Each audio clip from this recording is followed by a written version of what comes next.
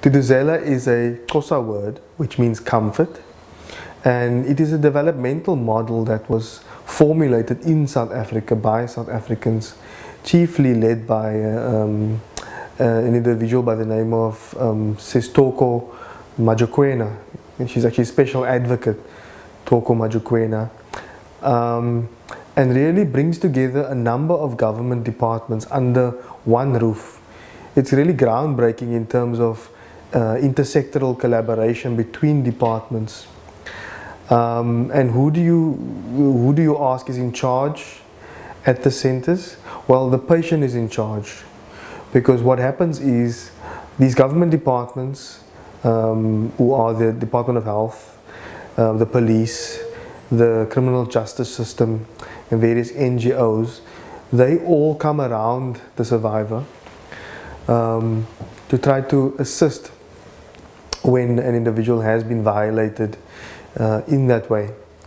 So it's an interdisciplinary, intersectoral model which depends on collaboration between different government departments, and is really groundbreaking in terms of the way these departments all come together under one roof. The first Tutuzela was piloted at GF Josta Hospital, and after the pilot it showed that it works, and after that it was rolled all over the country.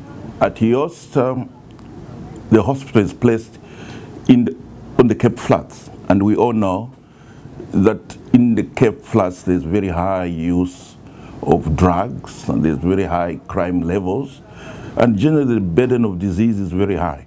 That's why Yosta was chosen, because it was meant to answer or provide a service to the people living in not very optimal environment. And by the time we split, when Yosta was closed, because part of the unit went to Mitchell's Plain Hospital and part of the unit came to here at Heideveld, we were seeing on average about 110 rape cases per month. And there was also obviously seasonal variation. During the December months, the numbers would go as high as 140. I'm Dr. Marianne Timmensma. I'm the head of the Clinical Forensic Unit at Victoria Hospital. I'm a clinical forensic practitioner, and I'm also a qualified forensic pathologist. At this unit at Victoria Hospital, we see between 140 to 180 patients a month. About 60% of our caseload is the management of survivors of alleged sexual offences, so that's rape or sexual assault. We see victims of all ages, from infants to elderly persons. And other things that we deal with is the management of cases of alleged assault, whether that would be between persons on a social level, whether it was domestic violence, alleged child abuse. At the forensic unit at Victoria Hospital, we serve a very large geographical drainage area. 23 police stations are covered by this unit.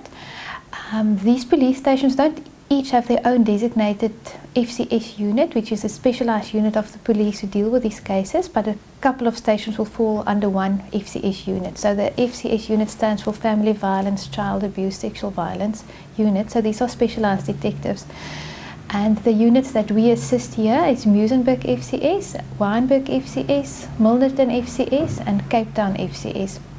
And the drainage area more or less is from Simonstown to Hout Bay, to Camps Bay, Tableview, Woodstock Observatory, Grassy Park, Retreat. So we cover quite a large area in the larger Cape Town area. Dealing with a sexual offences survivor can take up to 3 hours. And if you're seeing 10 cases in one day, it's a busy centre. We're running up and down constantly to try to do our best for our survivors. Survivor may come to our centre in one of two ways. As I said, we are a 24-hour centre and we never close. So they might come walking through our doors looking for help and assistance, and we will gladly do that for them day or night, 365 days of the year. And then we will assist them with making a case with counseling, with a physical examination and collecting evidence. The second way in which a survivor might come to our center is with the police. If, for example, they had reported the matter to the police firstly, the police will then transport them to us via the investigating officer, who will then come through our doors. We will welcome them via the sister and the victim assistance officer. And the rest of our building, we have tried to make it incredibly child-friendly and warm for the survivor, so that when they come here, they do feel comforted, as the Word to Duzela says. The Department of Health is 110% committed to victim empowerment initiatives and to supporting the programs of the New Sarki Bartman Kusuleka Center. We wish them well in their endeavors, and we look forward to the future and to collaborating with them around issues of victim empowerment, and to ultimately make the survivor or the victim the center of everything we do in the future. I just want to stress that the way forward for healthcare and for programs like this is collective, collaborative leadership, where we are all mandated to speak to each other on a regular basis about these issues, so that none of us works in silos. Because at the end of the day, we can all help each other. We are all in the same boat, and we all want the same thing for our victims.